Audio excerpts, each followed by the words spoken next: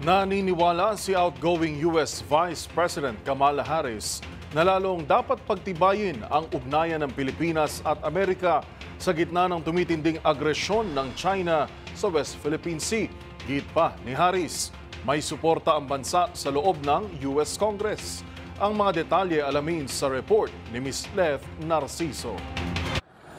Binigyang diin ni US Vice President Kamala Harris ang kahalagahan ng pagpapanatili ng matatag na suporta ng Estados Unidos sa Pilipinas sa harap ng patuloy na pagiging agresibo ng China sa West Philippine Sea.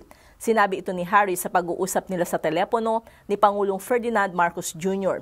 Muling binalikan ng Vice Presidente ang makasaysayang pagbisita nito sa bansa, lalo na sa Palawan noong 2022 na nagbigay diin anya sa pagiging vulnerable ng rehiyon. Ayon kay Harris, naging daan ito para lumakas ang pagsuporta ni US President Joe Biden sa Pilipinas sa usapin ng seguridad at pag-unlad. Tiniyak ng outgoing Vice President na may bipartisan support sa loob ng US Congress para sa mas malakas na relasyon sa pagitan ng dalawang bansa sa usapin ng seguridad maging ng people-to-people ties.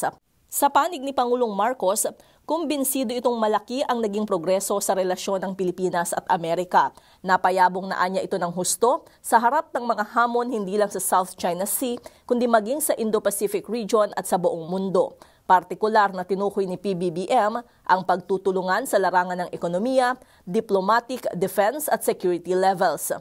Para sa MBC TV Network News, ito si Leth Narciso, una sa Pilipinas, una sa Pilipino.